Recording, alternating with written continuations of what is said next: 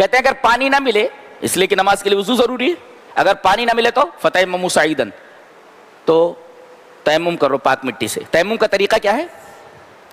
یہ پاک مٹی ہے، رکھ دی، پاک مٹی یہ رکھے نا۔ حدیث میں طریقہ کیا بتایا گیا ہے؟ پہلے نیت تیمم کی، زبان سے کہنے کی ضرورت نہیں، دل میں نیت کر لیں تیمم کی، اس کے بعد بسم اللہ پڑھیں۔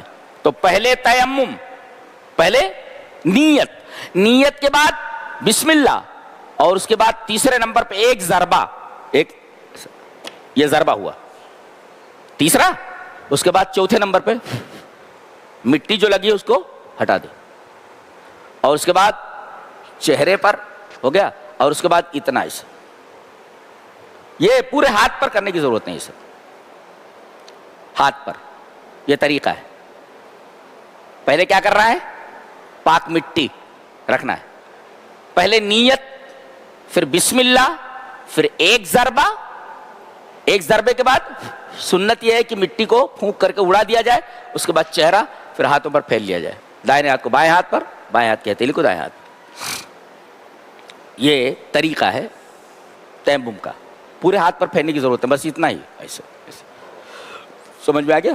جی۔ فرمایا گیا یا ایھا الذین آمنوا لا تقربوا الصلاۃ وانتم سکارى، نشے کی حالت میں مسجد میں مت آؤ، نماز کے قریب مت آؤ۔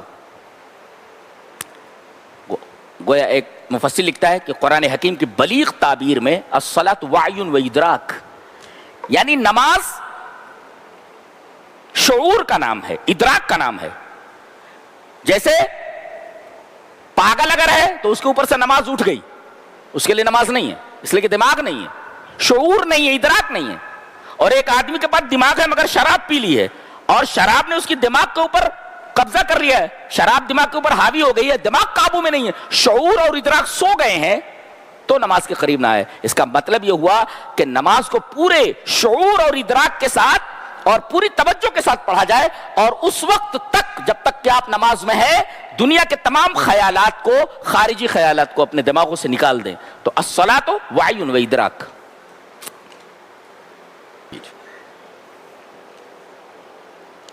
فرمایا گیا اللہ سارے گناہوں کو بخش دے گا، شرک کو نہیں بخشے گا، مشرک کے لیے جہنم ہے، لہذا شرک سے سب سے زیادہ بچو اور توحید کو سب سے زیادہ سمجھنے کی کوشش کرو۔ اللہ نے فرمایا ان اللہ یامرکم ان تؤدوا الامانات الی اہلھا، اللہ حکم دیتا ہے کہ تم امانتوں کو ان کے اہل کو دے دو، یعنی کوئی امانت رکھ دے تو امانت میں خیانت مت کرو۔ بعض مفسرین نے اس آیت کریمہ سے استدلال کیا ہے کہ بغیر آدمی کی اجازت کے اس کی تصویر نہ نکالی جائے، اور بغیر اس کی اجازت کے اس کی آواز کو نہ ریکارڈ کیا جائے، اس لیے کہ یہ خیانت ہے، اور امانت کی ادائیگی کا حکم دیا گیا ہے، خیانت کا نہیں۔ بغیر آدمی کی اجازت کے نہ اس کی تصویر لی جا سکتی ہے، نہ اس کی آواز کو ریکارڈ کیا جا سکتا ہے، اور اگر آپ نے تصویر لے لی تو بغیر اس کی اجازت کے اس کو وائرل نہیں کیا جا سکتا۔ یہ قرآن حکیم کی آیت سے مستنبط ہے۔ فرمایا گیا یا ایھا الذین آمنوا اطیعوا اللہ واطیعوا الرسول واولی الامر منکم، اے ایمان والو اطاعت کرو، اللہ کی اطاعت کرو، رسول کی اور اولی الامر کی۔ دیکھو یہ تین ہیں، دو کے ساتھ اطیعوا اللہ، اللہ کے ساتھ اطیعوا، واطیعوا الرسول، رسول کے ساتھ اطیعوا، وہ اولی الامر کے ساتھ اطیعوا نہیں ہے۔ ابن باز نے کہا فطاعت ولی الامر، فطاعت ولی الامر تابعۃ لطاعت اللہ ورسولہ، تو ولی الامر کی، اولی الامر کی اطاعت اللہ اور اس کے رسول کی اطاعت کے تابع ہے۔